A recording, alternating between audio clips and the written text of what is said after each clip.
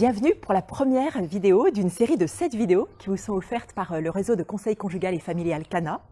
Ces vidéos vont vous aider à prendre soin de votre couple. L'idée, c'est de vous donner des clés de lecture pour comprendre ce qui se passe dans le couple et des outils pour traverser cette période de confinement qui dure et qui met les relations à l'épreuve. Vous retrouverez chaque jour un des professionnels du réseau CANA. Aujourd'hui, je voudrais vous encourager à prendre soin de vous personnellement. Oui, de vous-même en premier. Parce que si vous imaginez que c'est votre conjoint qui va vous apporter tout ce dont vous avez besoin, vous risquez d'être déçu.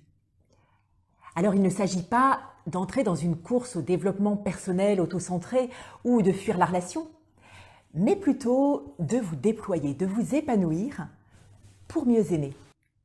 Le corps, c'est le premier moyen d'être en relation. Le fait de prendre soin de mon corps, de ma santé, de mon sommeil, de mon alimentation, de mon apparence, le fait de faire du sport va avoir des répercussions sur mon couple. Si on se néglige, qu'on reste en jogging toute la journée pendant le confinement, on va être moins attrayant, moins séduisant. Alors peut-être posez-vous la question, qu'est-ce que je peux faire aujourd'hui pour soigner ma tenue, mon corps et être bien dans ma peau? Les temps de détente permettent de se ressourcer. Alors ça peut être écouter de la musique, regarder un film, téléphoner à un ami, déguster une bonne bière, faire une activité créative, bouger. Bref, quand je prends un temps de saine détente, mon cerveau produit des neurotransmetteurs qui me procurent une sensation de bien-être et me permettent de mieux gérer le stress et les éventuels conflits.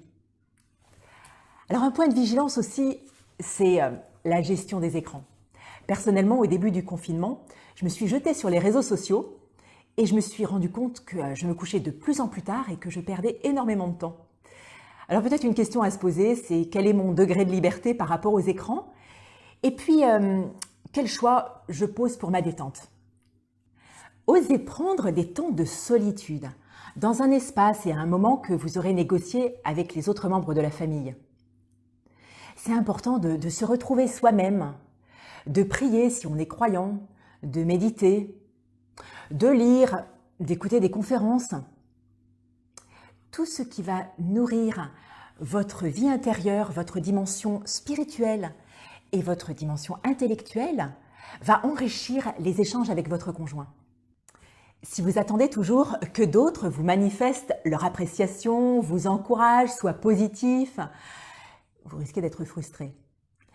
Il s'agit de vous faire des compliments à vous-même. L'idée n'est pas de se faire valoir, mais simplement d'être fier de ce que l'on fait. Si je procrastine, si je n'ai pas de sujet de satisfaction, je peux vite me décourager, me dévaloriser. Et ça va rejaillir sur mes relations. Je pense à cet homme qui ces jours-ci était tout content d'avoir rangé sa cave. Ça contribuait, ça renforçait son estime de lui-même. La question à se poser, c'est qu'est-ce que je serais content d'avoir fait à la fin du confinement? C'est tellement facile d'accuser l'autre de ne pas me donner son attention, son écoute. Vous savez, le tu qui accuse. Mais est-ce que j'ose dire « je » ? Est-ce que j'ose partager mes émotions, mes difficultés, demander de l'aide à mon conjoint, partager mes désirs, sans pour autant me plaindre, hein? En fait, quand je dis « je suis vrai avec moi-même et avec l'autre ». Pendant ce temps de confinement, quand on s'arrête, on peut avoir des souvenirs, des souffrances qui remontent et on peut avoir besoin d'en parler à son conjoint ou bien à un professionnel. Pour finir, je vous invite à voir quels petits pas vous voulez poser aujourd'hui. Je vous rappelle les 5 points. Prendre soin de mon corps, me détendre, nourrir ma vie intérieure, renforcer mon estime de moi-même, oser dire « je ». Et là, vous êtes en train de faire le plein d'énergie pour pouvoir ensuite vous investir dans votre relation conjugale. Demain, Anne-Cécile vous dira comment prendre soin de votre conjoint.